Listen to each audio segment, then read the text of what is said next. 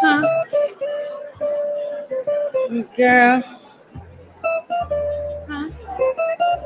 Look, I'm trying to be like y'all. I was trying to make sure he had me sitting over there. I said, no, I need to sit closest to the because they're gonna have me coming up and down the steps. I need to be closest to the stairs. Mhm.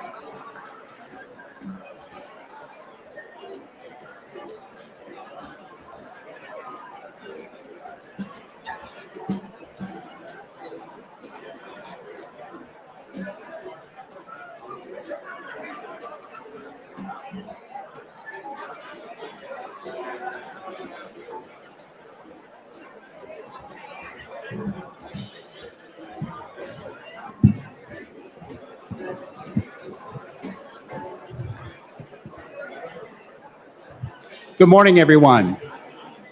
I'm going to encourage everyone to come on in, start taking your seats, settle down. We obviously have a rowdy crowd here today, a good-looking crowd, a smart crowd. And I want to tell you that I'm Chuck Holmes. I'm the executive director of the Alabama Humanities Alliance, and it's really my pleasure to welcome you to this event, which we call the Alabama Colloquium, a highfalutin name for what I think you're going to find is a very enjoyable and enlightening event. We normally hold this event in Birmingham, and we normally hold this event when there's not a pandemic. We have brought it back, and we decided to bring it back to Montgomery, primarily because our honorees were from this part of Alabama. And we're so glad we did. I mean, look at this room and look how we had to shoehorn tables into this ballroom and still had to turn away people who wanted to be here and couldn't be part of this event. So I'm very glad that you are here today to support our honorees and the Alabama Humanities Alliance. For those of you who may not know much about us, our organization is a nonprofit. We're the state affiliate of the National Endowment for the Humanities, and we focus on the disciplines that make us all human: culture, history, law, ethics, philosophy, storytelling, things that enrich our lives, enrich our communities. And in a time when things are so divided, and it seems like we all can't agree on anything, we believe at Alabama Humanities Alliance that our work is more important than ever. And we thank you for supporting it. This is our signature event, and it happens once a year, but we would like you to be involved with us year-round. Before last year, this organization was called the Alabama Humanities Foundation, and the board decided to make a name change. I can tell you a piece of advice: don't take a new job when an organization is going through a name change and a website revision. I learned my lesson, but a name change to Alliance. And why Alliance? Because allies, we want allies, and we want all of you to be our allies. Let me give you a sense of what's ahead. In addition to honoring Brian Stevenson and the late John Lewis, we'll be recognizing several other important people who assist our organization in our mission and who work to uplift Alabama. We'll be hearing from the state's poet laureate, Ashley M. Jones, and Brian will take the stage with NPR's Michelle Martin for a conversation. And you all get a bonus prize. On your way out today, we have copies of Brian's book, Just Mercy, available for you at no charge at the tables outside. Thank you. Of course, none of that would be possible without the support of our corporate and philanthropic allies, and especially our presenting sponsors, Regions Bank and the Montgomery County Commission. I'm so pleased to have their support. And they're at the tables here around front. If you could, let's give them a round of applause.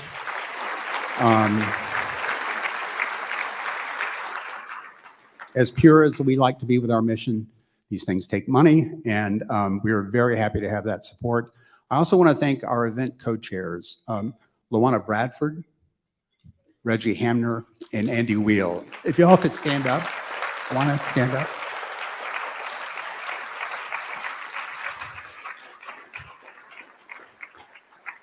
Thank you.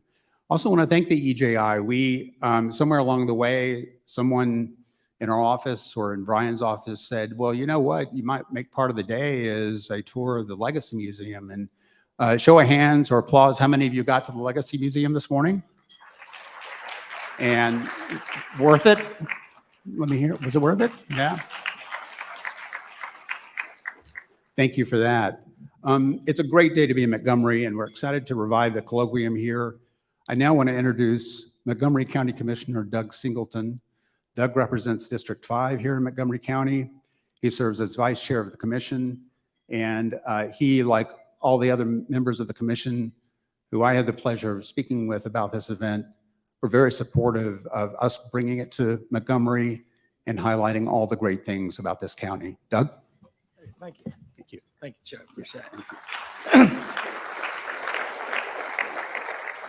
I love the way Chuck runs a meeting. He told me I had 3 minutes to welcome and do the invocation, and don't feel like you need to take all of that 3 minutes, he said. So, but on behalf of Montgomery County Commission, Chairman Elton Dean, my fellow county commissioners, Rhonda Walker is here. Rhonda, if you would stand up quickly.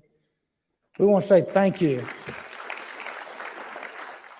Thank you for allowing us to be a part of this great event as we honoring two great men, two men with great legacies. One's continues his legacy, John Lewis, and then also Brian Stevenson, which has done so much for Montgomery's County and the city of Montgomery, not only in tourism, but also in awareness of so many different things. I had a chance to see the movie Just Mercy. I appreciate getting the book. I don't read much. I have to watch movies, Brian, but thank you for the book. But I got to see the movie Just Mercy along with my family, and what an impact it had on not only me, but really on my younger daughter. I had a chance to go to New York City a few years ago and meet Anthony Ray Hinton and speak with him during the reception for a good period of time. I was blown away by what he told me. I wasn't expecting what he was going to tell me. But here's a man that was unlawfully imprisoned, convicted of a crime he did not commit, on death row for 30 years. And I'm sitting there thinking, he's going to have a lot of resentment, a lot of animosity in his life, a lot of hate. Because I've had resentments and grudges against people that said something about me in high school, or members of my family. And y'all laugh, but some of y'all know what I'm talking about. But family members that we don't spend holidays with because they said or did something 10, 15 years ago. And here's a man that had the worst possible thing happen to him, and all he showed me was love. He never complained. And I could see the love of Jesus Christ in him. I could see the love for Brian Stevenson as a young attorney stepped up because he cared about somebody he never even met before. So thank you again on behalf of Montgomery County Commission for allowing us to be a part of this. It's such an honor for us. If you would join me in prayer, let us pray. Our Heavenly Father, we thank you for Mr. Lewis, Mr. Stevenson, the legacies and contributions they've made not only to Montgomery, but to this entire world. Lord, I had the opportunity about the first of the year to attend a celebration of 50 years at a small country Baptist church. They were celebrating the pastor's 50 years. He was celebrating his 50 years of marriage. And I never will forget what he said that day on the stage at the end of the service, hand in hand with his wife.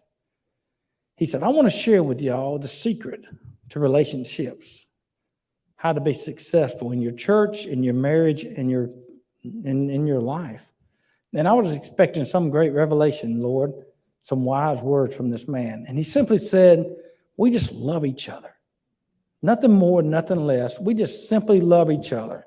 My spouse, my church, my family, my relationships, my friends. Lord, so my prayer today is that here in Montgomery, Alabama, we could start something called We Just Love Ourselves, each other. Don't matter what side of town you come from, don't matter what color your skin is. You're just going to love each other as, Lord, you have loved each one of us. That's my prayer today. And as you bless this food to nourishment of our bodies, Lord, make us mindful of the needs of others. In Jesus' name I pray. Amen.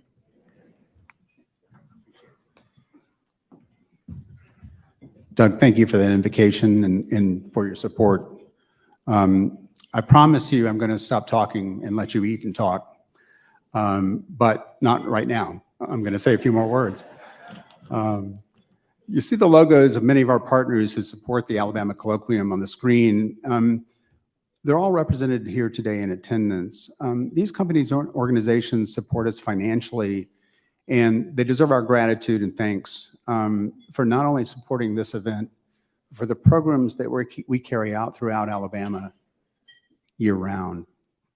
Many of these companies and many of you out there went above and beyond. You took this event and you donated tables and seats to college students from the institutions that you see on the screen here.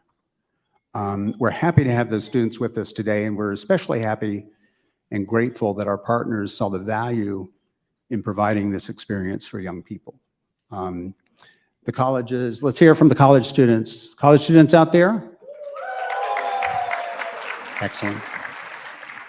All right, now, mind your manners. Let me also extend my gratitude to my colleagues, my staff at the Alabama Humanities Alliance and the Alabama Humanities Alliance Board of Directors. Their names are on the screen right now, and I'd like them to stand, if you don't mind. Board members, please stand and be recognized. Please take an opportunity to thank them.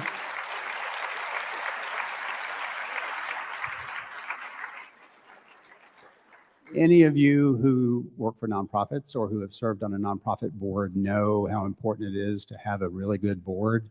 And I am blessed to have a really good board. They volunteer their time, their brain power, their elbow grease, and they make this mission possible. A final word from me. As I mentioned earlier, Brian will be on stage here towards the end of the program for a conversation with NPR's Michelle Martin. You can ask a question. If you are Twitter competent. Tweet us now or anytime during the lunch if you've got a question for him, and we'll try and slide that question into the conversation. As you eat, you'll see some slides projected on the screen here that tell you a little more about the Alabama Humanities Alliance and what we do. And again, thank you for being here, and thank you for your support. Thanks.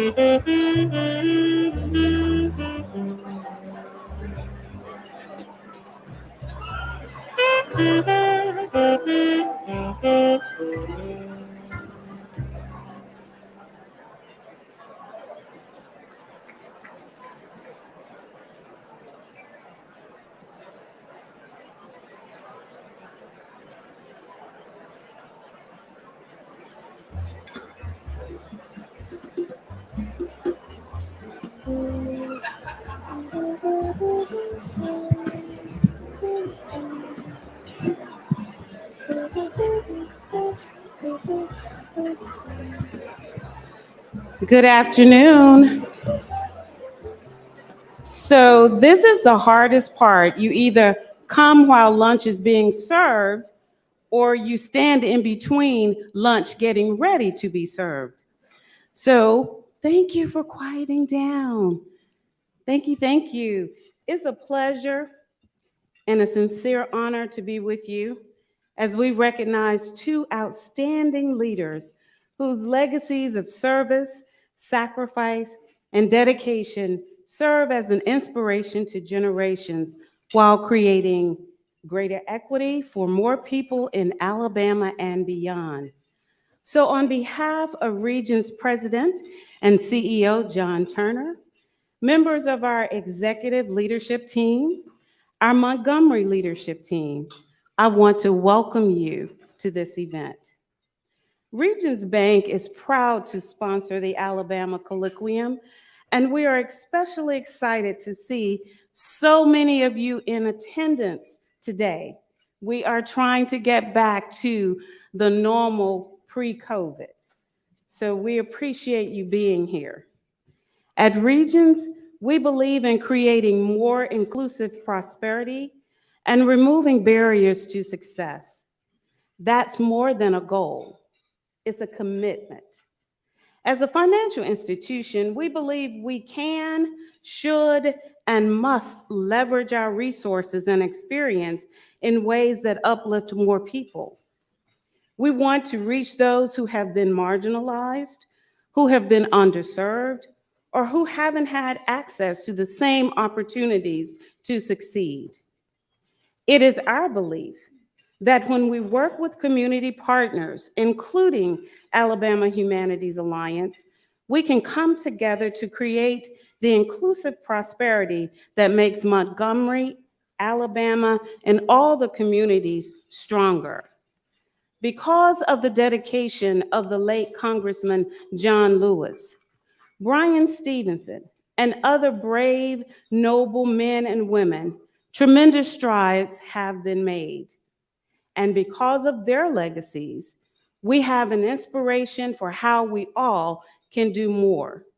And yes, I said all, because no organization can address our challenges and opportunities alone.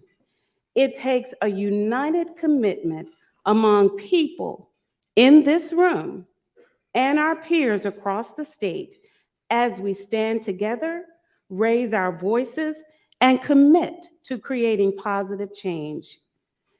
We live in challenging times, but it's important to look around here in the room today and be reminded that we have powerful allies who share a common goal of a more equitable, prosperous society.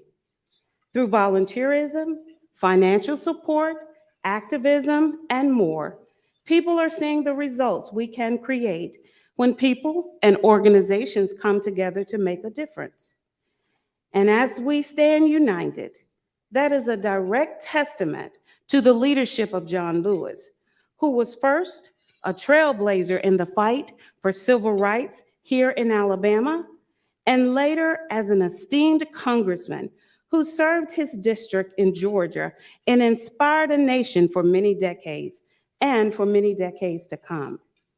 Our unity is also a testament to Bryan Stevenson, who has dedicated his career to helping the poor, the incarcerated, and the condemned.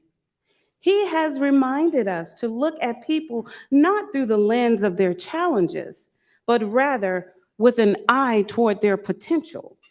He has reminded us that when we address injustices among the most vulnerable in our society, we in turn create a stronger society.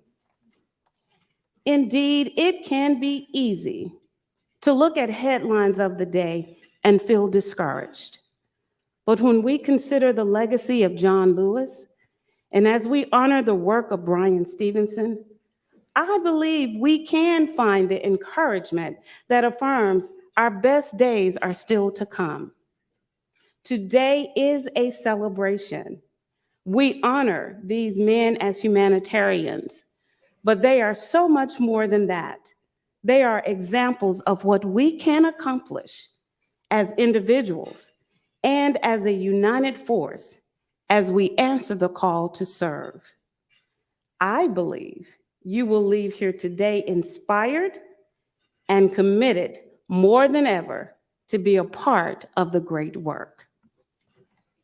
So as we continue our event today, it gives me great pleasure to introduce Joe Astrup, Chairman of the Board of Directors of the Alabama Humanities Alliance.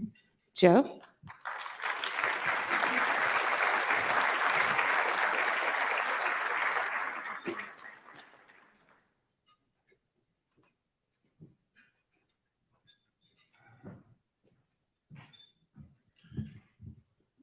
As chair of the board, let me add my own special welcome to all of you on this very beautiful day. And thank you for supporting the important work of the Alabama Humanities Alliance. We are delighted to have the colloquium convene here in Montgomery after a 2-year hiatus. And we're even more elated to be honoring John Lewis and Brian Stevenson. As Luana said, we hope you will leave this luncheon inspired and eager to become allies in our mission. I have the honor today of recognizing some extraordinary leaders who have helped Alabama Humanities Alliance grow and thrive. The Wayne Greenhouse Service to Humanities Award was created to honor current and past board members who tirelessly work on behalf of the Alabama Humanities Alliance to have a positive impact on our organization and our state. We are honoring 2 individuals today, a current board member and a board member who recently completed her term. Trey Granger is the immediate past chair of the Alabama Humanities Alliance, serving 2 terms. He was instrumental in guiding the Alliance through a time of change as we sought to find a new executive director with the vision and dedication to move us forward through the COVID-19 pandemic. Thankfully, Trey, you led us to make wise choices, and a very wise choice. Trey serves as Deputy Clerk of Courts for the United States District Court here in Montgomery and gives his time to other nonprofits and civic interests in Montgomery and across the state. Trey continues to serve on the Executive Committee of the Alliance and is leading a special committee to renovate, update, and upgrade the Alabama Book Festival. I have no doubt it's going to be fantastic. Trey, please come forward and accept the Wayne Greenhaw Award.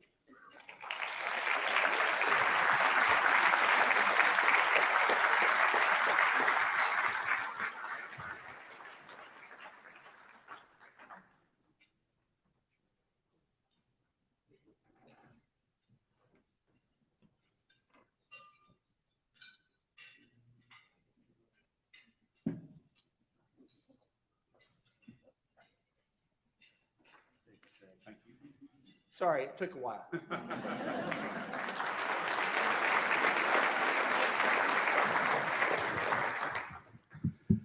Before I say thank you for this wonderful gesture, let me say when I walked in the front door and saw the centerpieces, how delighted I was to see those sunflowers.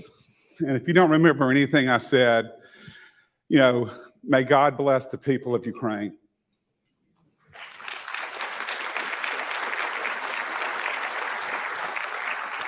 I wondered if it was by serendipity or plan, but knowing my dear friend Alma, who was in charge of the flowers, it had to be planned. Thank you, Alma. Let me first say that to receive this kind gesture is humbling, and I really appreciate this wonderful, wonderful gesture because this organization means so much to me and has become to mean so much to my family and me over the last 6 to 8 years. And we're really, as Chuck said, no longer an organization, but an alliance that really acts as a prism for all the wonderful things that happen culturally across this great state. We try to embody the vision of Dr. King, who talked about the beloved community and also the great society that President Johnson put in place in the 60s. That prism through this alliance really helps us understand who we are. And as an organization, we want to make sure that we continue to do that for years and years. I'm often asked what I do for the federal courts. The first time I asked, I really didn't know how to answer a job description. And after being asked several times, I finally decided that the best answer would be, I manage expectations. And as serving as chair of this organization, there was really no time for on-the-job training for managing expectations either. But in managing those expectations, we began to look at a new annual event, more so than a tired annual meeting. And how do we lift high the conversation, sometimes hard conversations, but important conversations that talks about who we are as Alabamians. And that conversation really is reflected in an icon that I think is on our program. But we looked at various icons, and I could think of nothing more fitting than the Capitol Rotunda. It was kind of met with resistance at first, but I really wasn't talking about the exterior of the rotunda, but the interior. Take the time to go to the state capitol and look inside that rotunda. And as you look up, you'll see murals that can be interpreted as divisive. But just above that mural, oddly enough, are 12 interlocking gilded gold rings. And right above those golden rings that are all locked together in solidarity is a beautiful prismed stained glass window that lets light into that rotunda. And as we bring this conversation every year, Alabama's conversation, front and center, I hope it will bring light to all that we are and hope to be in Alabama. Thank you.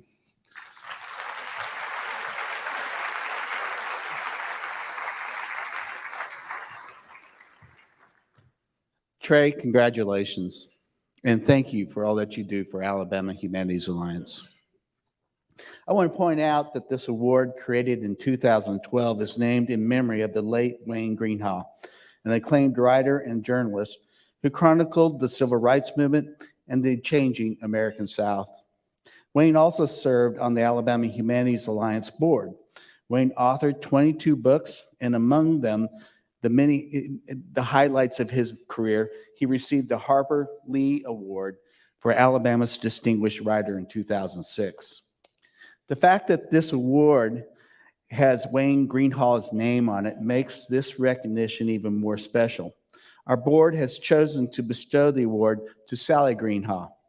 Sally is a retired circuit judge here in Montgomery County, recently completed 3 terms on the AHA board, where she served with enthusiasm and distinction. Sally and Wayne enjoyed a long and happy marriage before he passed away in 2011. When Sally joined the Alabama Humanities Alliance board, she brought with her her own spirit and dedication to the work, while also carrying on Wayne's important legacy with love and devotion. We are all richer for it. So it's a true honor for me to invite Sally Greenhaw to take the stage and receive the Wayne Greenhaw Service to the Humanities Award.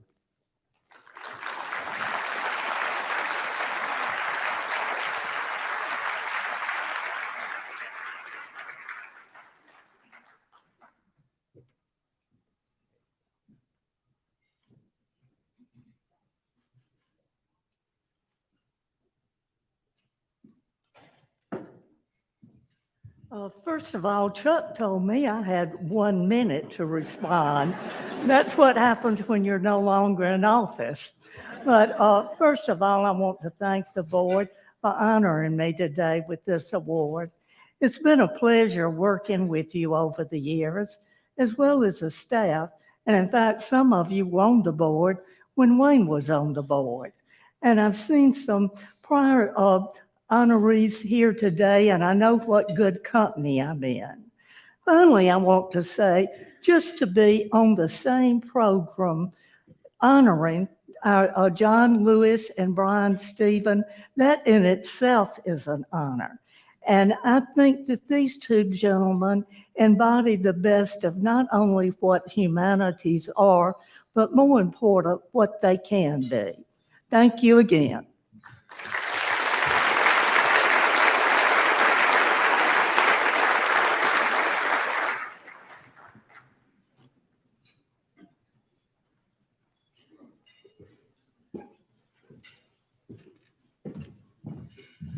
think I'm gonna get my steps in today. Let's see.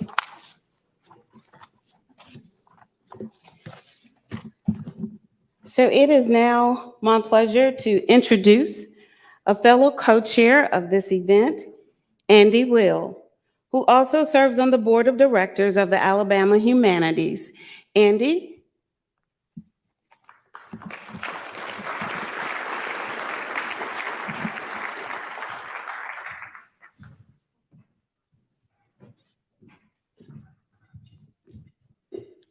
Thank you, Luana. It is my pleasure to present an award that has great meaning to this organization and reflects the caring and philanthropic spirit of Alabama.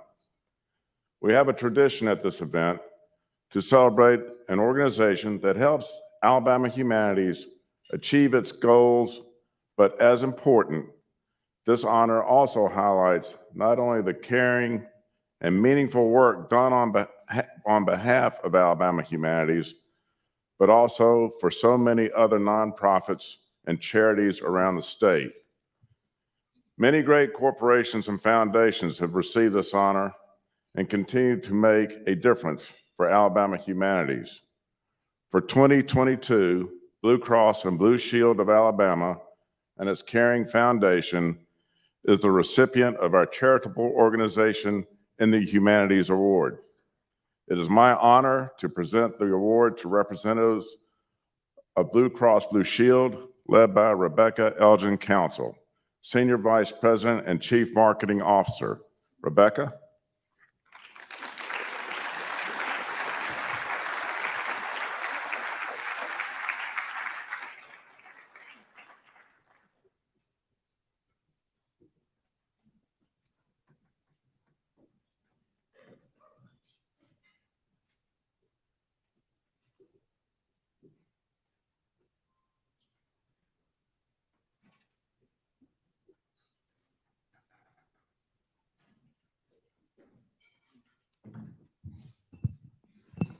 Well, thank you very much. It is such a pleasure to be here today. And on behalf of Blue Cross and Blue Shield of Alabama, it is an honor for me and my colleagues to receive this 2022 Charitable Organization and Humanities Award. The mission of our Caring Foundation is to give back to the community by supporting initiatives that improve the health, the wellness, and the education of all Alabamians. We're proud to support the Alabama Humanities Alliance, which provides Alabamians with opportunities for lifelong learning, appreciation for our diverse cultures, and also connections with communities throughout our state. Thank you again for this prestigious recognition. We're very honored today. Thank you.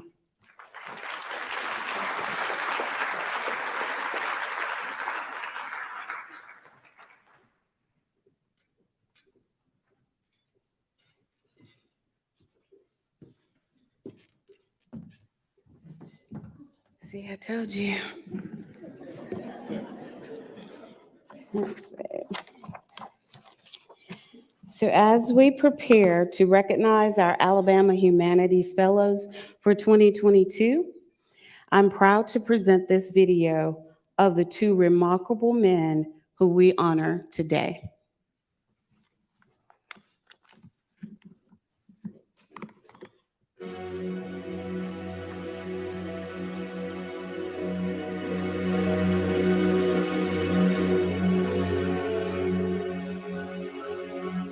Every now and then, there are courageous voices that ring out and call for justice and freedom. And those voices call the courageous to take up the cause for human rights, equality, and a more unified community. Today, we honor two of these courageous individuals. Bryan Stevenson, founder and executive director of the Equal Justice Initiative, and the late John Lewis. Once, they were kids, like me. As children, they experienced segregation and inequities in their communities. What they witnessed moved them to try to create a more equitable and just society. Without the vision of John Lewis, we would not have the freedoms and liberties we take for granted in our country today.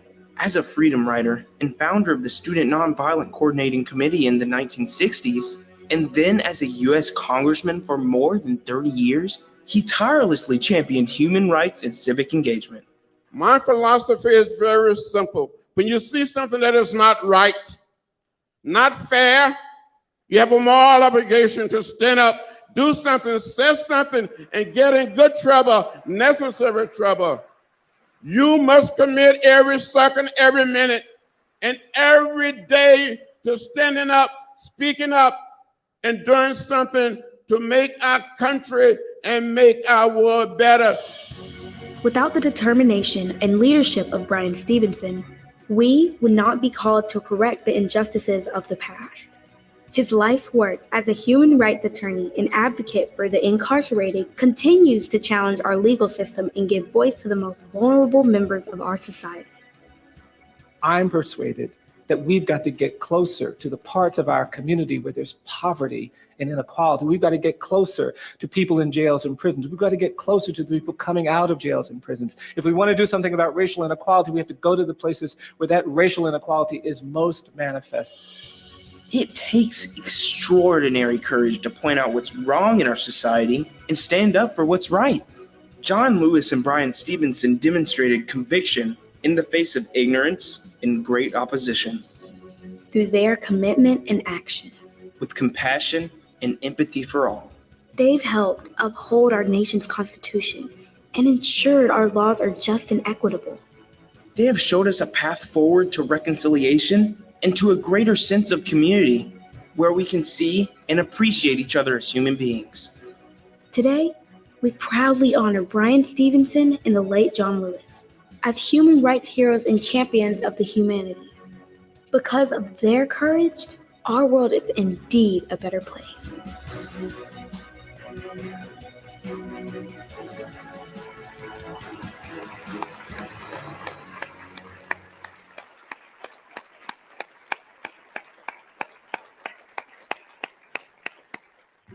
Remarkable lives who deserve remarkable honors. Give them another round of applause, please.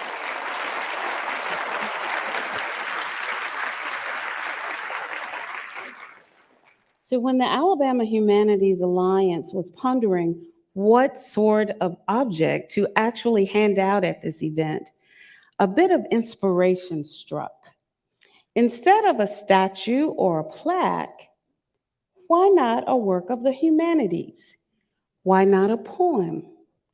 Ladies and gentlemen, it is my pleasure to introduce Alabama's Poet Laureate, and may I add, the state's first Black Poet Laureate and its youngest ever, Ashley M. Jones.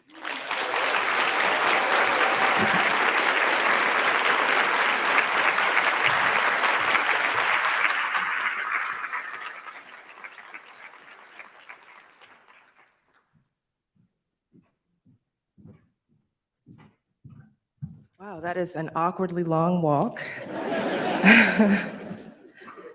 Goodness, but I did not fall. Good afternoon, everyone. Thank you for those who responded. I appreciate that. It's an honor to be here with you today.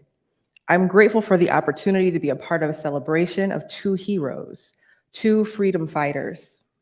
When we think about the story of this nation, we have to know that the movements that keep us moving forward, that keep us moving toward liberation for all people, often begin in the South, often Alabama. This place is full of that spirit which moved in the late John Lewis. It moves in Bryan Stevenson. And I hope that spirit continues to move as we enter new decades of struggle, of challenges here and abroad, and of what I hope is our shared desire to truly see this world become equitable. This poem that I wrote, which is a sonnet, is one that I wrote especially for this occasion, celebrating these two incredible men and their contributions to the freedom struggle. It's called Freedom Sermon, Alabama, USA. It begins with two quotes, one from each of the honorees. Why do we want to kill all the broken people? What is wrong with us that we think a thing like that can be right? Bryan Stevenson, Just Mercy. You are a light. You are the light. John Lewis, Across That Bridge, A Vision for Change and the Future of America. The chickens knew. Their blood in the soil knew when it spilled, when it curdled in the pan, that there was a movement brewing in you, John. They heard you speak God's word, the right man for the job by far. The chickens knew, yes, but so did the bull, the hose, Sweet Dixie, and the US president too. Oh, blessed freedom fighters who unfix the chains and prison bars, stripes rough and unjust on a flag sewn with blood. Bryan, when did you learn that dollars grease the system's rust and fill the cells to bursting? God forbid the least of us unite. Now we must fight. The thing they cannot bury is the light. Thank you.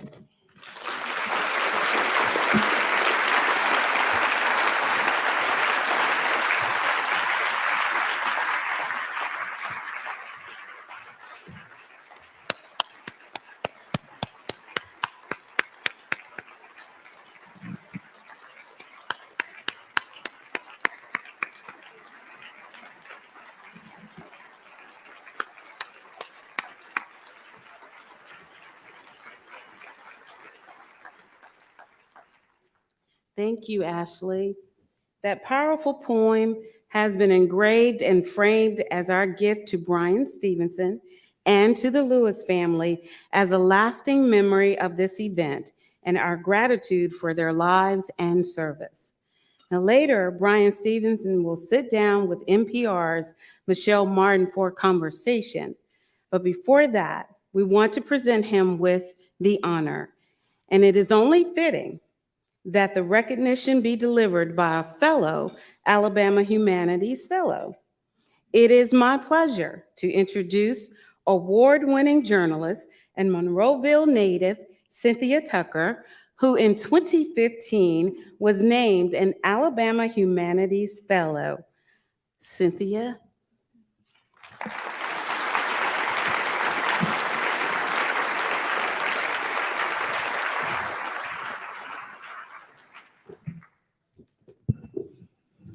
Good afternoon. It is quite the honor for me to be here with you this afternoon to present this award to Bryan Stevenson, to honor him as one of the Alabama Humanities Fellows of 2022. As you heard, a few years ago, I was granted the same honor, but my accomplishments pale in comparison to his. When I was a child, growing up in Monroeville, my home state was known nationally and internationally for many of the wrong things. The two men that we honor here today have helped my home state to be known nationally and internationally for many of the right things. I was telling Bryan earlier that recently I quoted something that he wrote in Just Mercy. I am from Monroeville, a Monroeville native, as you heard. I have read To Kill a Mockingbird several times. I know all about it. His memoir, Just Mercy, has as its centerpiece a case of injustice from my home. In that, where a man was not only convicted of a crime he did not commit, but put on death row before there was even a trial. In the book, he writes Monroeville loved the novel To Kill a Mockingbird, but seemed to have missed some of its lessons. I also heard a friend of mine quote something else he has said often, where he talks about proximity, being close to those that we are trying to help and to serve, the marginalized. I was at a dinner just with girlfriends, escaping our children, over dinner and drinks, when one of them talked about the charitable work that she is trying to do, that she wanted to be in proximity to those she was trying to help. Just as Brian Stevenson had said, I am quoting you because I want you to know that your work and your wisdom and your words have impact broader than you know. My heartiest congratulations on your award. I will bring it to you because I think is the family of John Lewis coming next? Okay, well then in that case, I'll bring you your award and you will take the stage a little later. So we will hear some more of his remarkable wisdom.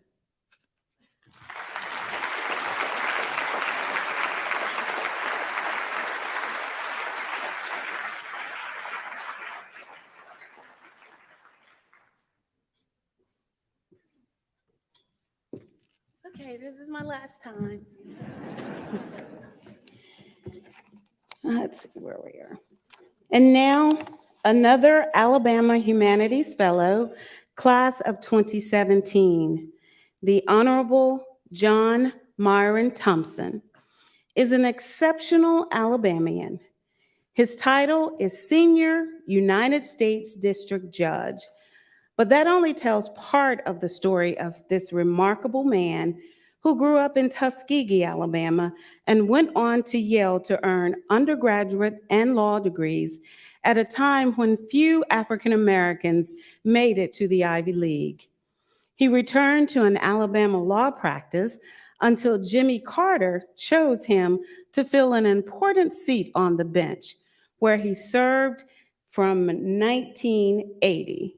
Judge Thompson?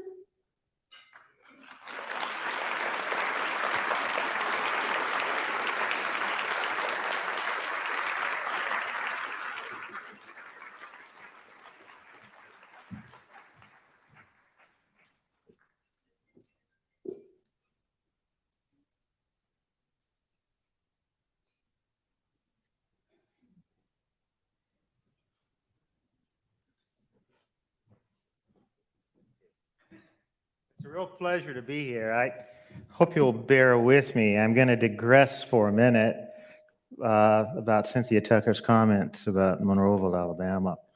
I have to admit I have a little pet peeve. Everybody talks about Atticus Finch. We have a black Atticus Finch in Brian Stevenson. You don't have to go to literature. You don't have to write a novel. The man exists today. He is not a fiction. He is real. And when I hear people talk about Atticus Finch, I say, why a novel? The blood is here. Anyway, I'm getting totally off point. Anyway, I am truly honored to be here to receive and to give this award for someone like John Lewis. My only gripe is that I have to follow his remarks. I mean, no one upstages John Lewis. And how do you summarize his life? I mean, you know, the number of times he was beaten in the name of justice, in the name of writing. And then his famous quote about, good trouble, necessary trouble. I can't top those lines. I mean, I just wondered what it is about him that I could say. And it ends up that I do have a story about John Lewis that until this day has never been shared. And I honestly believe that this story epitomizes everything he said on that screen. In 2011, we had at the American Courthouse, and that's part of the United States District Courthouse, we call it America's Courtroom, a meeting between, can you believe this? John Lewis and Governor Patterson. Wow, you're right. John Lewis was ruthlessly beaten at that bus station. John Patterson was the governor who many think was responsible either directly but at least by nonfeasance in that beating. And the question is, what would John Lewis do? And this is his brilliance. And I had no idea what that was going to be like. He met actually in the library of my chambers. There also were 6 other freedom riders who also had been brutally beaten. But I think we were all waiting for the cue from John Lewis. And you know what he did? When Governor Patterson walked into the room, and I'll be honest with you, I was concerned as to whether John Lewis could shake the man who was responsible for his beating. He did. He shook Governor Patterson's hand. He grabbed him by the shoulder and he welcomed him in. And he sat down with him and he broke bread. We had lunch together. Now, what does that say about John Lewis? What that says is something he said as one of the last, I believe it may have been the last sentence in an article he wrote in the New York Times editorial on the date, actually, I believe it was on the, as an obituary in the Times that day. He says, I want to continue the struggle for justice and I want to end hatred. His capacity for forgiveness, for clemency, for the ability to take his biggest enemy into his arms and say, I forgive you, was beyond measurement. How could anybody do that? I even had questions about whether I could shake Governor Patterson's hand.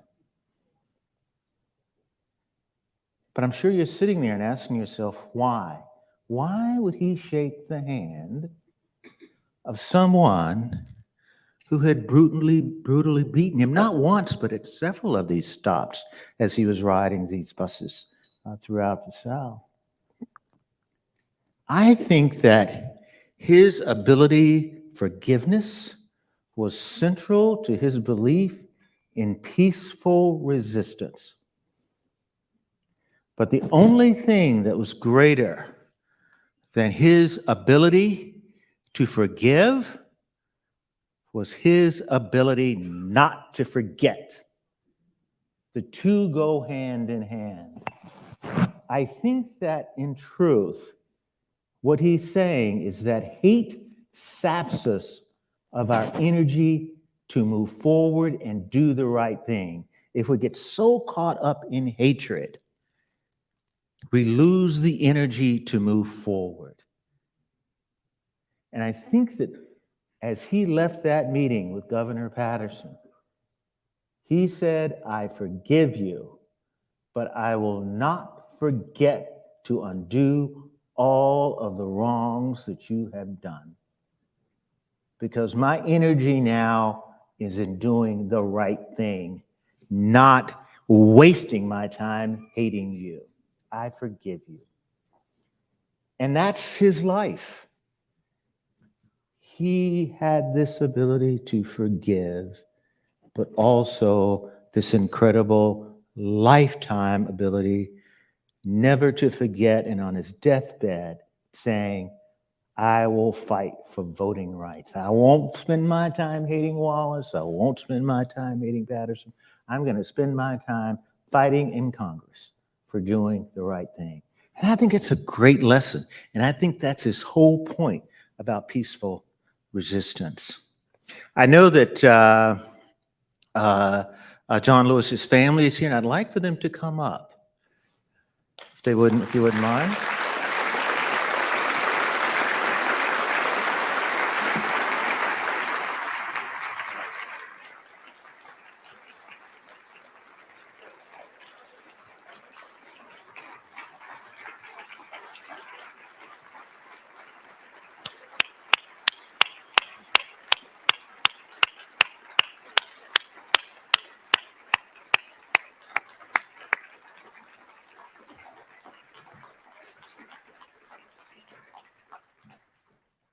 These are his two nieces, am I correct? Well, why don't you tell us who you are, if you don't mind? Well, my name is Rhonda Tyner. My mother is John's sister, Ethel. Okay, and another niece? Hi, my name is Arnika Lewis, and my father is Samuel Lewis. Very good. And I keep getting these two confused. The cousin and the nephew. The cousin, please come. Well, the brothers will save for last. My name is Ron Lewis, and my father's name Freddie. Thank you. And? Armand Carter, first cousin of John Lewis. Thank you. Now, I remember in the poem that, was it gorgeous? You mentioned chickens, and we all know that John Lewis preached to chickens. Anyone who's ever heard that story. So I wanted to ask these brothers whether he really did preach to chickens. And I believe you said, sir, that it's true, and you heard the sermons. There you go. And by the way, there was some good chicken we had for lunch. Yeah, I heard John speak to the chicken many a time, and I heard him talk about speaking to the chicken, and the chicken would bow their heads. Sometimes his colleagues wouldn't do it in Congress, but they understood. But it's been a good day. Thank you. Thank you so much. And his other brother. Thank you. My name is Henry Lewis. I'm the youngest brother of the late Congressman John Lewis. Thank you. Well, did you want to add a little something? I do. Certainly, yes. Okay. Please do. Please do. I would like to, well, good evening. I would like to say thank you to the Alabama Humanity Alliance and thank the Honorable Byron H. Thompson for choosing the late Congressman as one of the Alabama Humanity Fellows of 2022. And as a member of the Lewis family, we have created the John Robert Lewis Legacy Institute. We know that he left us a platform to stand on, and we want to take that because we got a chance to witness his life, his legacy. Actually, we consider ourselves part of his legacy. So we want to continue that effort to make a change because he worked his entire life for change. He saw something that was not right. He felt he had a moral obligation to say something, to do something. And he worked really hard in doing that. And I don't want to sound like a broken record, but you stole some of my remarks, but it's good. It was all true. Well, let me say this. If I stole some of your thunder, that's a real honor to me. That's good. They often called my brother, at least the Dr. Martin Luther King Jr. did, the boy from Troy. I think he should have been called the forgiver because he had this uncanny ability, as you have just stated, to forgive people. He would forgive people for the most grievous things that they could do. The state trooper that beat him almost to death on the Edmonds Pettus Bridge contacted him, went to his office in Washington, D.C. at the Capitol, and asked him for forgiveness. And it was on CNN, on national TV. He said that I forgive you because hatred is too heavy of a burden to bear. And I thought, what a symbol of forgiveness. I told my brother one time, I think if he stepped on a nail and it stuck a hole in his feet, I think he would tell the nail, I forgive you, because he was just that kind of person. He could forgive you for the worst thing you could possibly do. So on behalf of the Lewis family, thank you all so much for honoring the late Congressman John Lewis. I hope we can represent his legacy as well as he's presented it to the world. Again, thank you so much. Very good.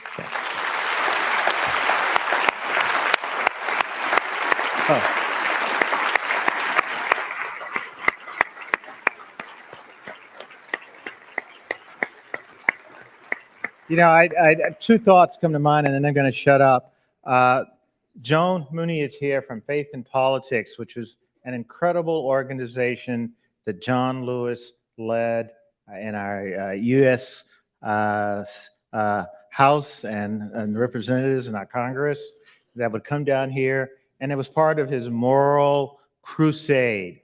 You know, I noticed he called it Faith in Politics, not Faith in Legacy, Faith in Politics. And the two to him meant the same. And as I was coming up here, I was thinking about the faith and politics, that, he was unique. I don't know what religion you are, but he is one of the few people about whom I can say he was a Christian, but he also lived the life of a Christian. And those are not necessarily the same thing. Thank you very much.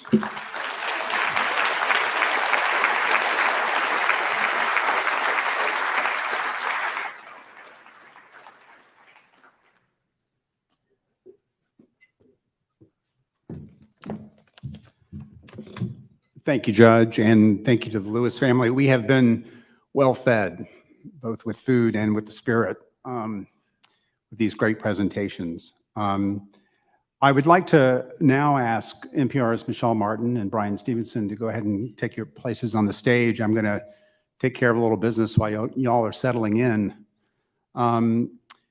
As we mentioned, Judge Thompson and Cynthia Tucker are Alabama Humanities Fellows.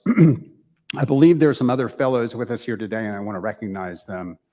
And if you stand up when I call your name, Dr. Martha Boyer, Dr. Ed Bridges, Dr. Bert Hitchcock, and Peggy Wallace Kennedy. Thank you all for being here.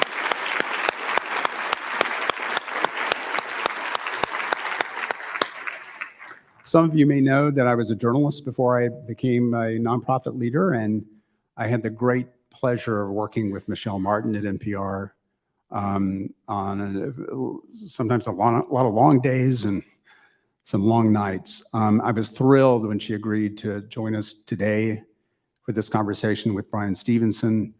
Michelle is one of the best in the business. She's also a true friend, and she's one of the smartest people I know. And she's no stranger to this event. She said yes also in 2017 and 2019 and was part of the colloquium then. Ladies and gentlemen, it is my honor to once again present Brian Stevenson in conversation with NPR's Michelle Martin.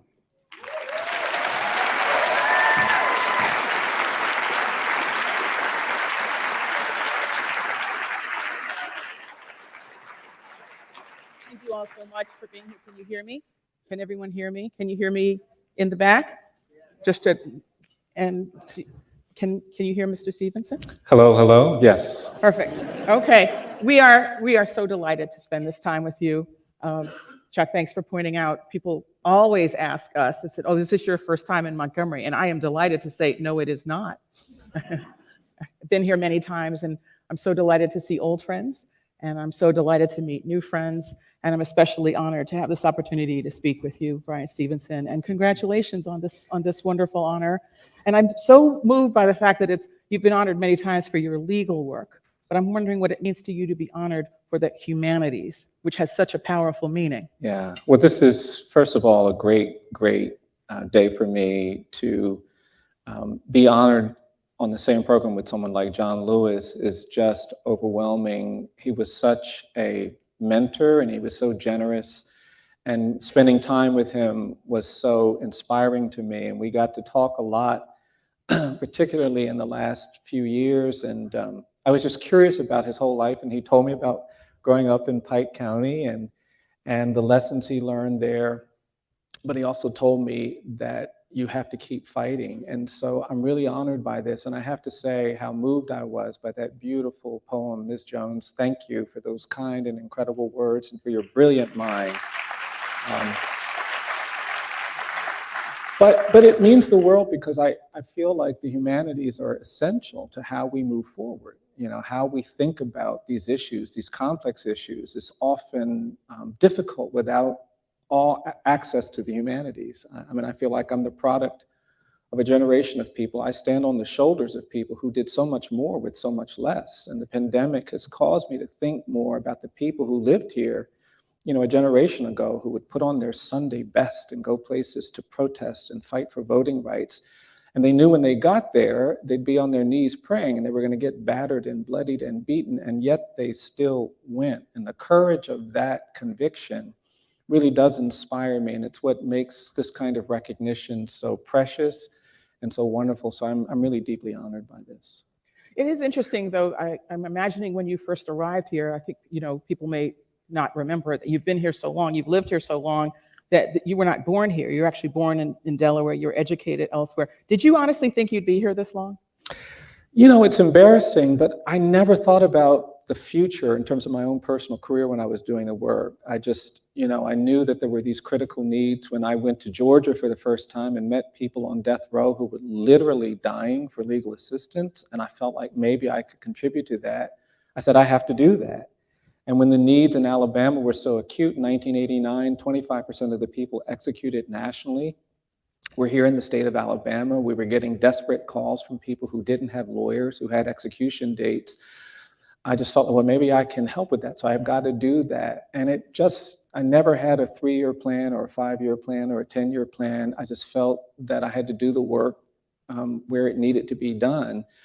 And so, no, I didn't imagine that. And in fact, you know, I was just kind of living this temporary existence and began to deal with the realities, because back in those days, it was hard. I mean, in 1989, our bulletin board, which is a publication that prints housing notices, still printed notices that had racial restrictions on them, even though that was invalid. And I remember trying to find a place to live and going to a neighborhood and showing up, and people would say, no, no. And I found this place. I remember it was a hot August day. I found a place. And, you know, when the woman answered the phone, I kind of did something I don't usually do. I humiliated myself by saying, oh, I'm a lawyer, and I went to Harvard Law School. I'll be a great tenant. And she said, you sound great. And I went over to see her, and I remember putting on a suit because I wanted to make this impression, because I'd been having these issues. And I even borrowed someone's eyeglasses that I didn't need, because I thought the eyeglasses may be somehow, you know, more harmless or something, I don't know. And I still remember opening the door. She opened the door. It was an older white woman. And she said, oh my God, you're Black. I'm not going to rent to somebody who's Black. And, you know, I think the hard thing for me was I wasn't dealing with housing issues. I had to deal with the issues that I was dealing with. And I struggled at that moment in whether this could be home, this could be community, when I was kind of dealing with that. But then I met other people who were so extraordinary. You know, people like Johnny Carr and people like Reverend Gratz and people who were just doing incredible things. And that's why for me to be on this stage here in the city of Montgomery at this moment, being celebrated like this, is really overwhelming, but it's also deeply affirming about what we can do together as a community. That was the Montgomery in my lifetime in 1989, and I see us all here today. And that's why I feel like this work, this fight, this struggle is so vital, it's so important, because I feel like not only have things gotten to a place where I can see things that I couldn't see before, I think we can all see things that we haven't seen before, and that's the encouraging part. But isn't that crazy, though? The fact that, I mean, people, I just have to pause and process the fact that this is not when dinosaurs walked the earth. No. I mean, this was when that kind of conduct was illegal, and everybody knew it was illegal, and yet it persists. And I'm wondering if I'm just going to pause for a minute and ask all of you to think of a moment in your lifetime. Think of a moment in your lifetime that you did not think you would see. And let's just have that moment together. Let's just take a moment to think about a moment in our lifetimes that we never thought we'd see and celebrate that together.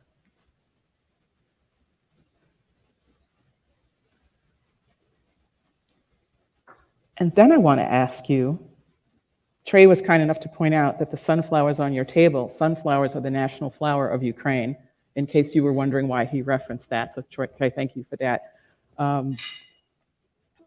Do you see a connection between the work you're doing here and what we are tragically experiencing overseas? I do. I think that much of my work is a response to what I call the politics of fear and anger. In the 1970s, we had 250,000 people, early 70s, 250,000 people in our jails and prisons. Today, we have 2.3 million people in our prisons. The United States has the highest rate of incarceration in the world. We have nearly 5 million people on probation or parole. There are 70 million Americans that now have criminal arrest histories, which means that when they try to get jobs or they try to get loans, they're disfavored and sometimes banned by that arrest history.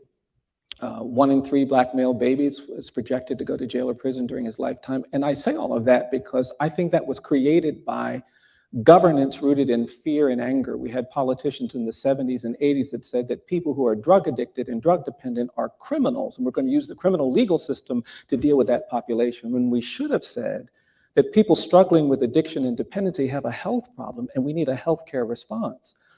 And I believe that when you allow yourself to be governed by fear and anger, you tolerate things you should never tolerate. You accept things you should never accept. We have 13 states in America that have no minimum age for trying a child as an adult. So I'm representing 9 and 10-year-old kids in the state of Florida who are facing 50-year prison sentences in adult prisons. Right now. Right now. Right now. Right now. And we put children in these spaces where they're attacked. And I don't think anyone can actually justify that or believes that that's right, but we tolerate it because we've been made to feel afraid or angry. And the only way that bigotry, the only way that violence, the only way that discrimination prevails is when we feel too afraid or too angry to do the things we know we're supposed to do. And I think globally, we're seeing the same phenomenon. We're seeing parts in the world where people are being abused and mistreated because of their ethnicity, because of their gender, because of their religion. And wherever you go and you see abuse of other people, the perpetrators of that abuse can give you a narrative of fear and anger. And that's what we're hearing out of Russia. We're hearing a narrative that says, oh no, we have to do this to protect ourselves because we're afraid all of these terrible things are going to happen, or we're angry about lands that have been lost. And we're not talking about the basic rights of a whole community of people who are living peaceably on our borders. And we will tolerate that kind of incursion, that kind of invasion. We will tolerate abuse of people if we allow fear to cause us to be silent, or anger about our own issues to cause us to be indifferent. And so I do see a connection. The civil rights movement was about getting people to get past their fear of integration. And I just think we've now learned some things that ought to kind of teach us that that fear was not only irrational, but it should have been unacceptable. You know, why were we so hostile to the idea that Black kids and white kids could be in the same space? You know, I've been telling the story recently about when I was a kid. My dad used to do domestic work, and he would take us places, and we, you know, would help him clean. We didn't really help. I was terrible at cleaning. I was just there. I wasn't, you know, really helping. But we lived near the beach, and you'd see all of these other kids in the hotel pools and things like that. And my sister and I just created this. We were preoccupied with swimming pools. And when integration came, they had a swimming pool in our community, a public pool. Black kids couldn't go there. And when integration came, they closed the pool, as they did throughout most of the South. And one day my mom came home and said, I've been saving money, and we're going to take a bus trip to the new Disney World, had just opened in Florida. This is early 70s. And we were so excited. And then my mom said, and we're going to stay in a hotel, and you're going to get in a swimming pool. And my sister and I were as excited about the swimming pool as we were about Disney World. And when the bus showed up and we got on the bus, and my sister and I, we put our swimming trunks on underneath our clothes so we'd be ready for the pool. And we got to South Carolina where we stayed. And when that bus parked, I mean, we jumped off the bus and we ran and we found the pool. It was big and glorious. There were about 8 white kids in the pool. We didn't pay any attention to them. I was so happy that we had our trunks on underneath our clothes and we ripped off our clothes. And I remembered saying to my sister, I said, Christy, I'm going to count to 3. We'll jump really high and we'll land in the pool. And I grabbed her hand and I said, 1, 2, 3. And we jumped high in the air and we landed in the pool. And it was the most extraordinary feeling, that weightlessness, the coldness, the joy. It was so much fun. I still remember the joy of it. And we were so disoriented, we didn't pay attention to the shouting that had started. But the parents of these other children had started shouting at their kids, get out of the pool, get out of the pool, get out of the water. And I didn't understand what was happening, and they were screaming. And finally, there was one little kid left in the pool, a little 6-year-old boy. And this big guy, presumably his dad, started walking to the water, and he went over to this little boy and he snatched him by the arm and pulled him out. The little boy started crying. And I just didn't understand what was happening. And I remember turning to that man and looking at him and saying, excuse me, but what's wrong? And that's when this man looked at me and he said, you're wrong, nigger. And it wasn't the first time someone had used that word with me, but it just stunned me because it came after so much joy. Mm. They left and they were complaining about the kids, us getting in the pool. And I thought we were going to get in trouble. And I remember getting out of the pool and finding my mom and telling my mom what happened. She wasn't paying attention until I told her what the man said. And when I told her that, she got angry and she said, are those people still near the pool? I said, no, I don't think so. She said, well, you get back in that pool. And at this point, we really didn't want to get in the pool anymore. And she said, no, you get back in that pool. And we did. And I went back and got in the pool. And then we went to Disney World the next day. We had fun. I remember the rides. I remember the food. But the thing I remember the most about that trip was getting back in that pool, holding my sister's hand, standing in a corner, and desperately trying not to cry. Mm-hmm. And as we got older, we had to shift that memory, as many people of color in this country have had to do, to overcome the humiliation and the denial of basic humanity that comes with segregation. And we changed the memory. I would say to my sister, I'd say, Christy, remember that time we went to South Carolina and we made those white people get out of the pool?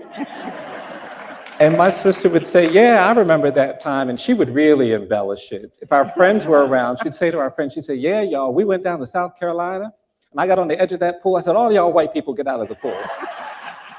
And then we would laugh because it was easier to carry the memory contained in that package than the actual package.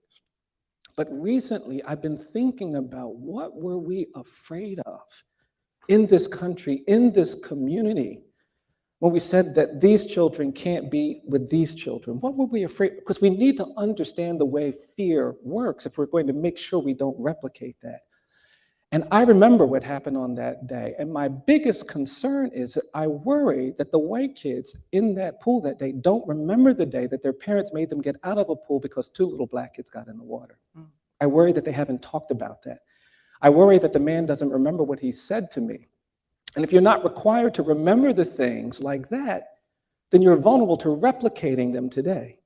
And that is why it is so urgent that we confront the fear that we see around us, that we overcome those things. And these projects that we're doing are about memory, but more than that, they're about understanding the way in which we cannot be governed by fear. We cannot be governed by anger, and authoritarianism is rising all over the globe, and it's rising here. And we have to recognize that that it poses. And so, yes, I do see a connection between what's happening in Ukraine and what our work is. Well, one of the remarkable things that's happening in Ukraine and indeed with Russia is this effort to own the memory, to rewrite the past. I mean, central to the Russian invasion is a false narrative of history, that the Ukrainians are not people, that they do not deserve to exist, despite the fact that they have their own history, their own language, their own culture, and their own desire to govern themselves. I mean, this is, if you know, even just last week, the president of Russia issued a statement saying that Ukraine does not exist, does not have a right to exist. And I asked one of the scholars that I've been speaking to over the course of the week, is this a received history? Is this something that he was grown up thinking? Was he raised thinking that? I mean, were the children of his era in Russia all told that these people don't have a history and have no right to exist? And what he said was, yes, but he's taken it to a whole other level. Now, you know where I'm going with this, obviously, which is that we are in a moment when there are jurisdictions around the country who are literally trying to outlaw knowledge. They are taking books off the shelves.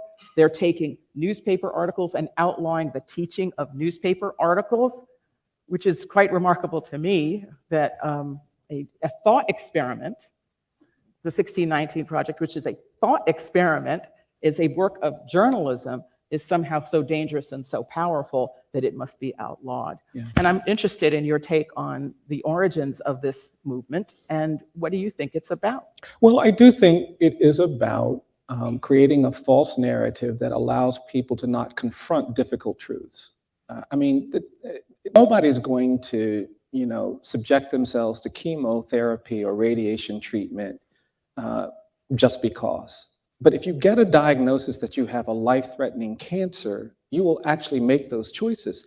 And we've skipped the diagnosis part in understanding our history. We haven't allowed people to talk honestly about all of the harm and all of the injury that was done when we tolerated a genocide of indigenous people. I think we're a post-genocide society. I think what happened to Native people in this country was genocide. When Europeans came, we killed millions, and famine and war and disease shaped the lives of this community, and we shielded them from the equality and justice that we talk about in our Declaration of Independence and our Constitution, but by creating a narrative, a false narrative, that they are racially different and therefore undeserving of these promises. And that narrative of racial differences is what we then use to tolerate 2.5 centuries of slavery. And that's why truth-telling is so important, because if you don't hear the truth, you become vulnerable to these manipulations. Most people in this room, a lot of people in this room, like I do, grew up in a time where your history textbooks referred to the Civil War as the War of Northern Aggression, where slavery was taught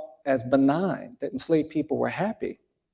Part of the family. Part of the family. And if we're not careful, we'll begin to adopt narratives around even the civil rights era. Sometimes I hear people talking about civil rights, and it sounds like a 3-day carnival. On day 1, Rosa Parks didn't give up her seat on a bus. On day 2, Dr. King led a march on Washington. On day 3, we changed the laws and racism was over. And it would be great if that was our history, but that's not our history. What do you say to people who think they're doing the right thing? Because clearly, many of the people advancing these efforts, some people advancing these efforts are autocrats looking for power. I think I'm sorry, I'm just going to assert that. But I think some people really genuinely think they're doing the right thing of protecting their children from something painful that they feel they didn't have anything to do with. And why should they have to be burdened with these uncomfortable feelings? What do you say to that? I say that the truth of who we are as a nation cannot be understood if we don't know all that we are, all that we've been. That's true for every society. And we can't skip that in America just because there's the use of power that can sometimes facilitate that. I mean, I think that's the difference between us and other countries. If you go to South Africa, they have an apartheid museum that talks honestly about the experience of apartheid. They had a truth and reconciliation process following apartheid, where the truth of the pain and anguish of apartheid could not be diminished. And so it's in the air. It's part of the official record of what happened in that country.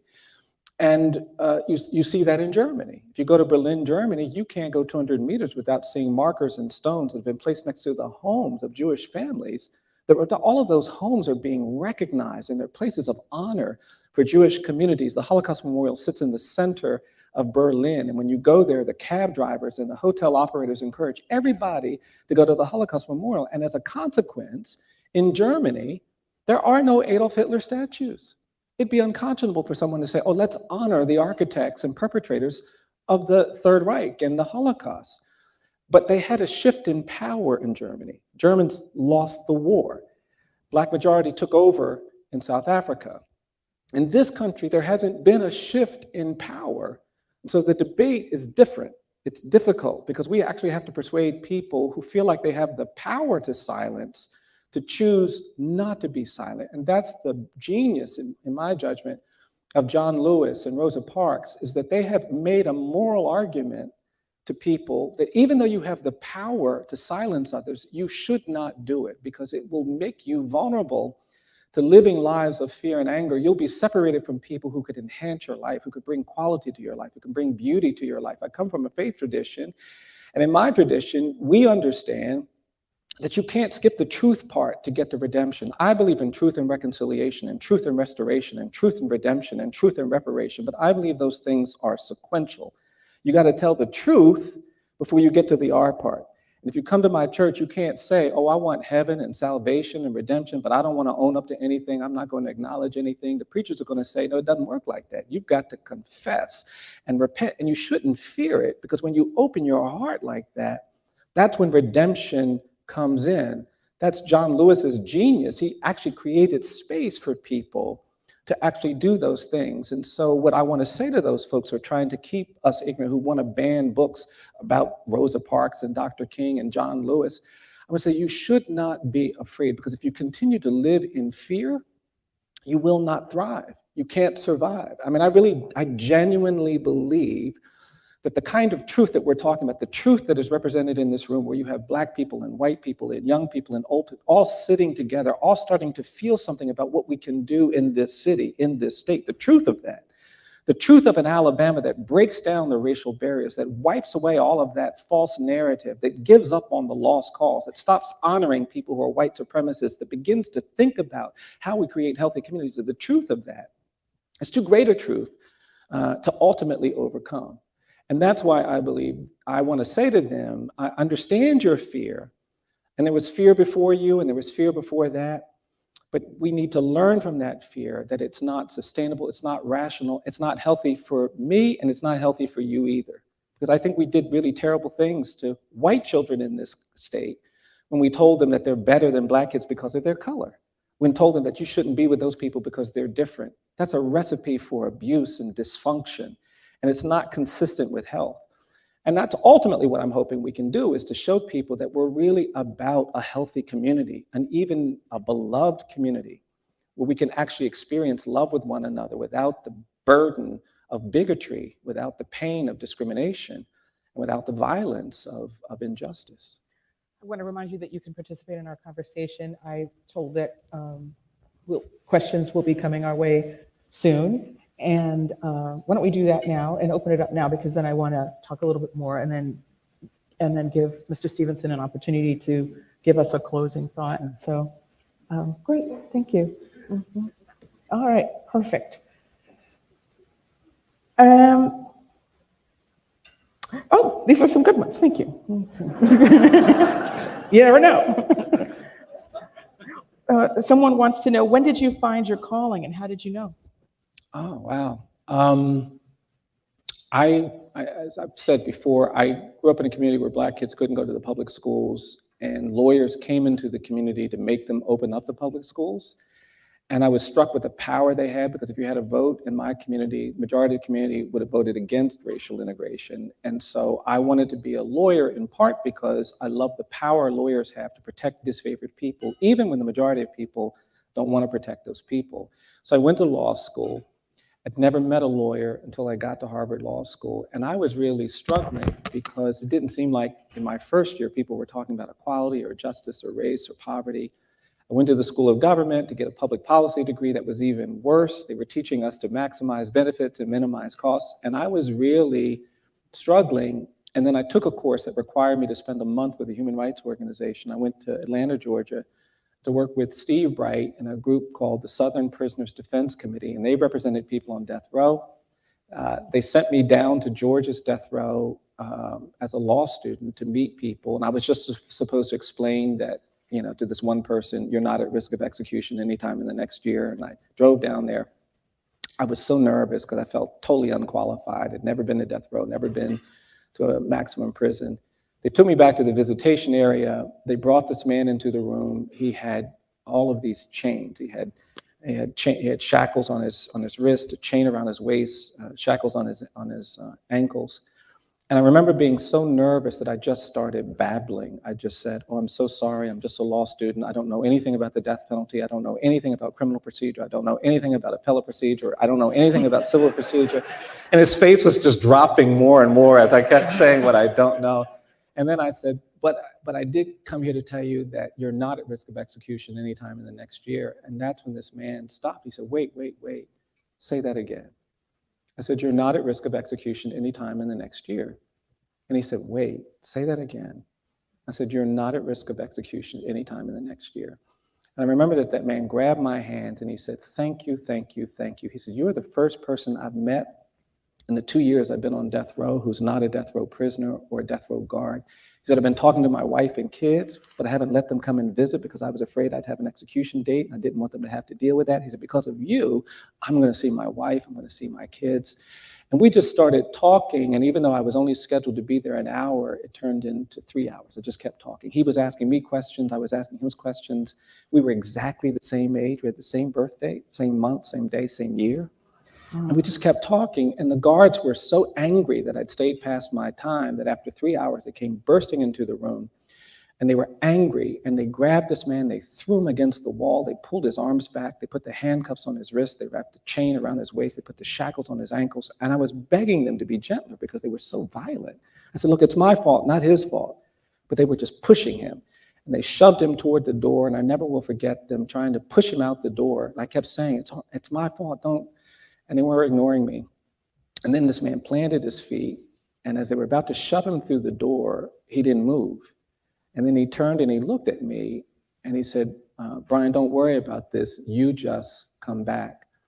And I wrote about this because I watched this man then close his eyes, and then he threw his head back, and then he started to sing. And he started singing this hymn. He started singing, I'm pressing on the upward way. New heights I'm gaining every day, still praying as I'm onward bound. And then he said, Lord, plant my feet on higher ground. And everybody stopped. And the guards recovered and they started pushing him down the hallway. And you could hear the chains clinging, but you could also hear this man singing about higher ground. And when I heard that man sing, everything changed for me. That was the moment that I knew I wanted to help condemned people get to higher ground. But more than that, I knew that my journey to higher ground was tied to his journey. I realized that if he doesn't get there, I can't get there. And it radicalized my interest in the law. I went back to Harvard Law School. You couldn't get me out of the law school library. I needed to know everything about federalism and comedy and the doctrines. I needed to equip myself to help condemned people get to higher ground. And that's how I found my calling, was actually standing next to a condemned person and hearing him sing, and in his song, seeing his humanity, seeing his dignity, knowing that his life was worth saving. And that's why I keep talking about proximity, because I believe there's wisdom when we get close to people who suffer. There's power when we get close to people who are marginalized and excluded. There's insight, there's knowledge, and we should do it because we want to be a service to other people. We should also do it for ourselves, because who knows what song you'll hear that will change your life, that will deepen your conviction. Everything I understood before then changed. I grew up in the church, and I began to realize that in a society like ours, the felon Saul might not become the apostle Paul because we throw people away.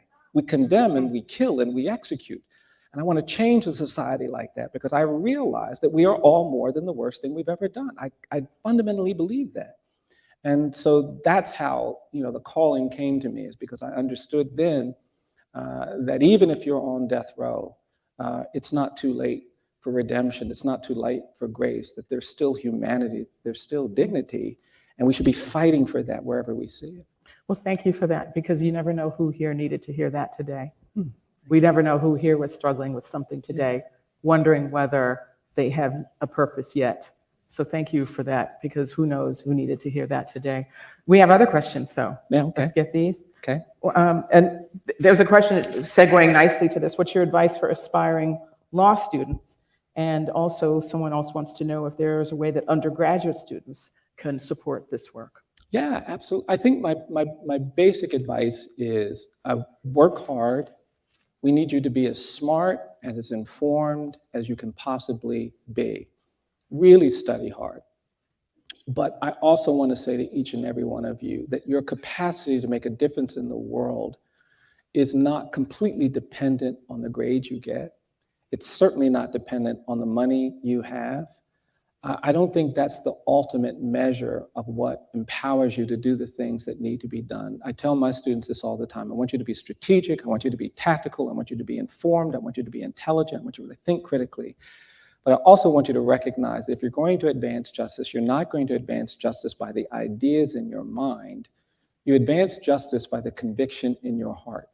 And that's why you have to care about the relationships you create with the people that are meaningful to you. That's why you shouldn't step away entirely from the communities that motivated you to want to be agents of change.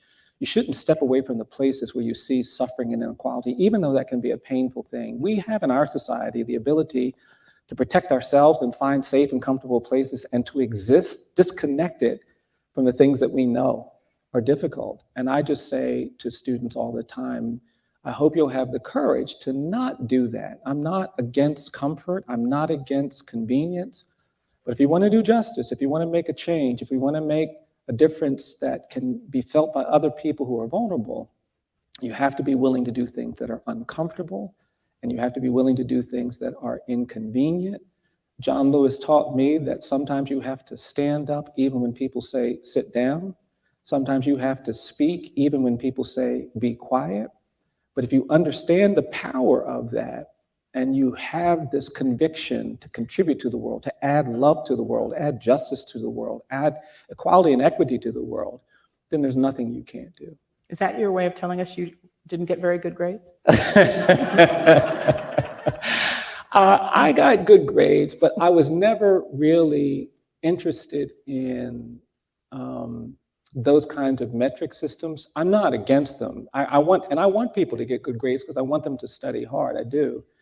I just think I don't want anybody to feel like, well, because I didn't get into that program, or I didn't get into that school, or I didn't make it here, that I'm now out of the game. Because like I said, when I got to Harvard Law School, the first day, everybody stood up and they talked about, why they were in law school. Everybody had at least 2 generations of people in their families who had been lawyers.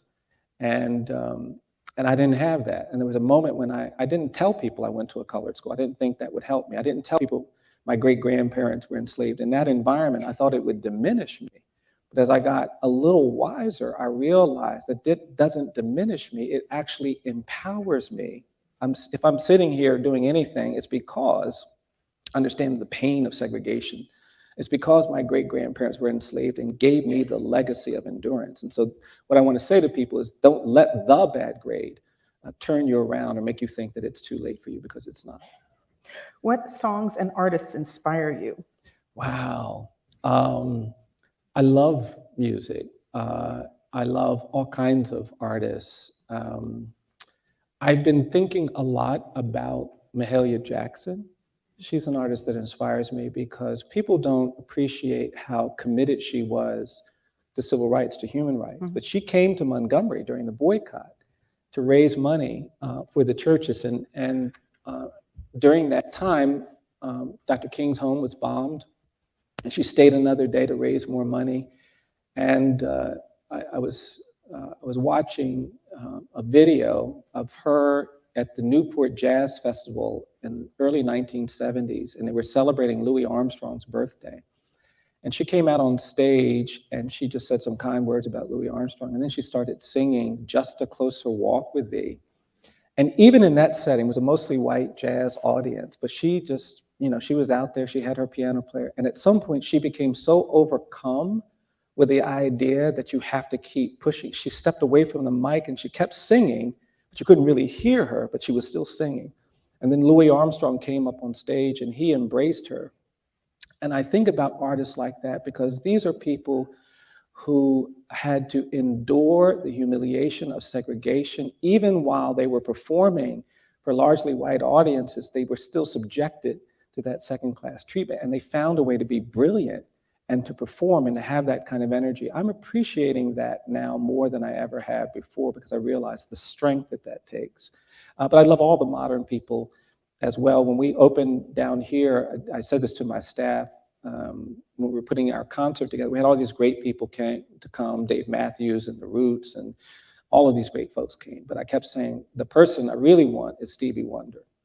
and we couldn't reach him. It was just an impossible thing. And ultimately, we got like word 3 days beforehand that he was going to come. And we stood down there at the river next to the amphitheater. And he told me about his mother, born in Eufaula, Alabama, and how she could never come back. And he had tears running down his face because he was talking about how meaningful it was to be near that river where he knew enslaved people had been trafficked, and to be in this space. And those of you who were there remember he sang a spiritual that night, something he had never done before. And I appreciate artists like that who have been unwavering in their commitment to use their talent, to use the humanities to advance justice. And there's so many that do that, but those are two that stand out. I have one more question, which I think is a wonderful way to end. But before I ask this, because I think this is a wonderful way for you to finish our remarks here today, I am so struck by the fact that, I was very honored to be here to help open the museum when it was the little baby museum, and it was the big brother museum, that's not a good expression at all. It's the big museum now. And what do you make of the fact that it has become such a significant tourist attraction and economic driver? The mayor of Montgomery, I spoke with him a couple of days ago, said it's one of the top 5 attractions in the state in a very short period of time, especially given everything that the whole country has gone through with travel and with the pandemic and so forth. I mean, what do you make of that? I mean, you told me earlier, just a little commercial here, we weren't able to put on a lot of our programming from Montgomery. We've been here all week. In fact, my team is here. We actually brought a team of folks down here. We've been here all week reporting from Montgomery, and a lot of our coverage will be on next weekend because we're sharing the space with the news from overseas. So I do hope you'll tune into that. Just a little tiny commercial for NPR, which we all hope you support. Absolutely. And check your local listings. And do support the pledge drives. The fact that it's become such a significant attraction, what do you make of that? What do you think that says? I think people want the truth. I think we all want something better. I do. I really believe there is something better waiting for us in this country. There's something that feels more like equality, more like justice, more like freedom than any of us have yet experienced. But to get there, we have to do this work. And we open these sites to help people along that journey. And while it seems scary to some people and didn't seem like a thing that would draw people here, I think fundamentally, we want something better. We don't want to live lives that are just merely tolerating the narratives that we've been given. We want something that breaks down those barriers. What I love about what young people are saying to do is they want something authentic and honest and true. And I think that's what this represents. I mean, I don't know why we had to do in Montgomery what no one has done in this country. I mean, I wasn't looking to do this, but when you go to the Apartheid Museum in Johannesburg, and you go to the Holocaust Memorial, you go to the Holocaust Museum in Washington, D.C., you realize we have not created space in this country that motivate people to deal honestly with those histories. And when you go to the Holocaust Museum in Washington, no matter what your background is, when you come out of that museum, you are motivated to say, never again. You see a pile of shoes, the remnants of people who were killed. You're motivated to say never again. And what we're trying to do are to create sites that motivate everyone when they leave to say never again should we tolerate racism and bigotry and injustice the way we have tolerated it in our country. And I think people are yearning for something that gets us past the new purpose that we put in our new museum. What we say is, the purpose of this museum is to create a space that helps us advance a society where the children of our children are no longer burdened by the legacy of slavery, no longer burdened by racism and bigotry, no longer subjected to presumptions of dangerousness and guilt and injustice. And I think people want that. And it's just work we have to do. But that's what I think has caused people to come. And I'm excited by that, because the more people who come, the more I'm affirmed and excited about what we can do to achieve that better day. Mm-hmm. Well, thank you. I'm just going to take a moment of personal privilege just to say thank you. It's been a delight to be with you once again. I'm so glad this worked out. I want to thank my NPR team, wherever they are, for the work that, there they are, hello, that who came to Washington. We've been here all week. We had a colleague came from Birmingham to support our work. I want to thank Chuck for inviting me to be part of this once again. And I want to thank all of you who are here today to share this time with us. It's truly been a delight, especially for those of us who haven't had the opportunity to wear real clothes for 2 years and to be with people, put our sneakers and our sweats away to get ourselves polished up to be part of this really special event. And I'm going to close with a question from the audience, which really follows some of the beautiful words we heard from the Lewis family earlier. And I was so happy to hear those words. And someone wants to know, and I want to know, how you find the hopefulness and motivation to continue to do this work. Yeah, I'm constantly seeing things that inspire me. And I can end with this. If you go to our museum, there's a big exhibit, and it's an exhibit with jars of soil. As you know, when we opened the memorial, we started this project where we're going around the country and we're asking communities to reckon locally with their history of lynching. And so we invite people to go to lynching sites and dig the soil from the lynching site and put it in a jar with the name of the lynching victim and the date, and then bring it back to Montgomery, and we put it in our exhibit to honor that person, but to also encourage the kind of tangible activism that goes in remembrance. And we did one of these events a couple of years ago here in Alabama, and there was a middle-aged Black woman who came, and she was unhappy because her sister was supposed to come with her, and her sister didn't come, and so she wasn't sure she could do it by herself. But we had the meeting, and people kind of got fired up, and afterwards she said, "Oh, Mr. Stevenson, I'm gonna go do it." And we gave her a jar, and we gave her the implement, we gave her the memo, and it turns out that her location was in a pretty remote section of West Alabama. And when she got there, she was terrified because it was on a dirt road. It looked really scary, but she said, "No, I'm gonna do this." And she went to the site where the lynching took place, and she got down on her knees, and she was about to start digging, and a truck drove by, a pickup truck drove by, and there was a big white guy in the truck, and he slowed down and stared at her as he drove by. And she said she started getting really nervous, and then the man stopped his truck, turned it around, and drove back by again and stared at her some more. And then to her horror, he parked his truck, got out of the truck, and started walking toward a big guy. And we tell people when they go do the soil collections that they don't have to explain what they're doing. They can just say, "You're getting dirt for your garden." And she told me that, "I was just going to tell that man I'm getting dirt for my garden. You don't have to bother me." And the man came over, and sure enough, he said, "What are you doing?" And then she said, "Mr. Stevenson, something got a hold of me." And I told that man, "I'm digging soil because this is where a Black man was lynched in 1937, and I'm going to honor his life today." And she said she started digging real fast, and the man just stood there. And then the man said, "Does that paper talk about the lynching?" And she said, "It does." And then he said, "Can I read it?" And she gave the man the paper, and he stood there reading while she started to dig. And after the man read the paper, he put it down, and he said, "Excuse me, ma'am, but would it be all right if I helped you?" And she said, "Yes." And the man got down on his knees, and she offered him the implement to dig the soil. He said, "No, no, no, no, I don't need that. I'll just use my hands." And he started throwing his hands into the soil and putting it in the jar, and he kept throwing his hands into the soil. And she said there was something about the conviction with which he was picking up the soil and putting it that just moved her. And the next thing she knew, she had a tear running down her face. And the man stopped. He said, "Oh, I'm so sorry. I'm upsetting you." And she said, "No, no, no, you're blessing me." And she kept digging, and he kept digging, and they got toward the top of the jar, and she noticed that the man had slowed down. And she looked over at him, and his face had turned red, and his shoulders were shaking. And she put her hand on his shoulder, and she said, "Are you all right?" And that's when the man looked at her, and he said, "No, ma'am, no, ma'am." He said, "I'm just so worried that it might have been my grandfather that participated in lynching this man." And she said they both sat there on the roadside and wept. And then he said to her, he said, "Ma'am, I want to take a picture of you holding the jar of soil." And she said, "Well, I want to take a picture of you holding the jar of soil." And they took pictures of each other. And then she said, "Well, I'm going back to Montgomery to give this to the museum people." And he said, "Would it be all right if I followed you?"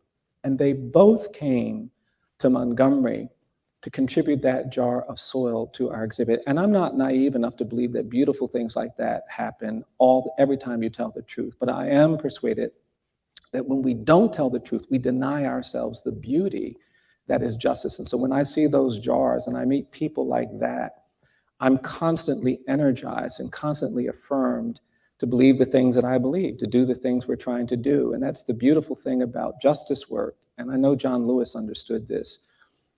you just keep your eyes on the prize and you hold on, and you'll be amazed by all the ways in which people and others will kind of carry you along the way.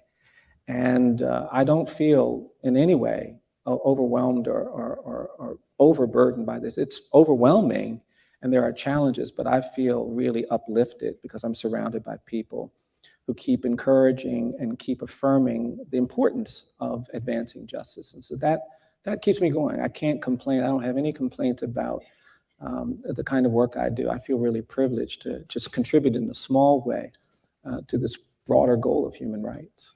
Brian Stevenson, it's a delight. Thank you. Thank you.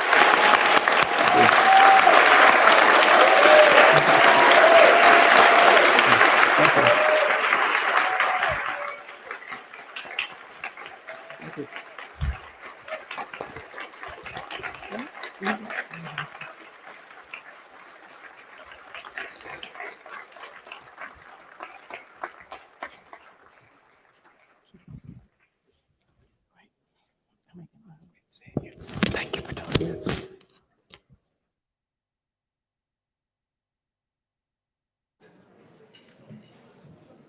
If this isn't a great example of how the humanities can feed our soul, I don't know what is.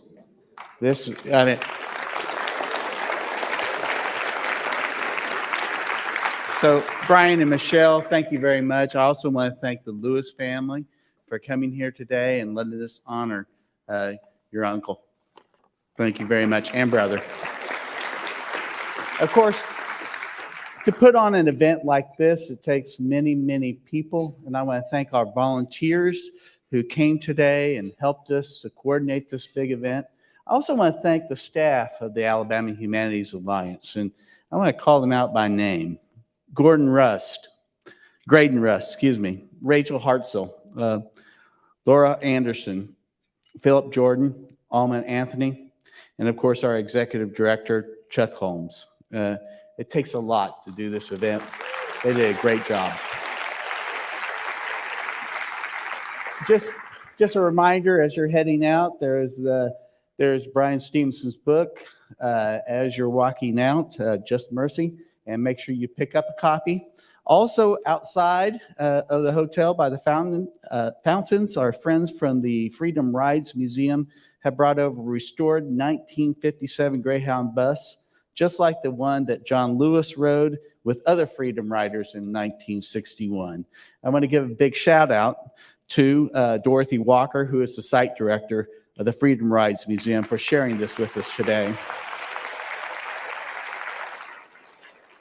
And finally, I want to thank you all for being here. It's been a great event. It has far exceeded all expectations. And the fact that all of you are still sitting here, even though it's well past 1 o'clock, says a lot. I'm a Rotarian. I know, 1 o'clock. Done. So, what a great event. And thank you so much for coming. Make sure you get involved with us. We are an organization that is out there on the front lines, promoting the humanities, promoting history, promoting justice, promoting the things that are important for us as we move forward in our daily lives. And so I encourage you to keep contact with the Alabama Humanities Alliance and support our programs, to apply for grants, to do those things that really help us promote the humanities in Alabama, because I know that we can make this a better place. And thank you so much. Have a safe trip home, and may God bless you.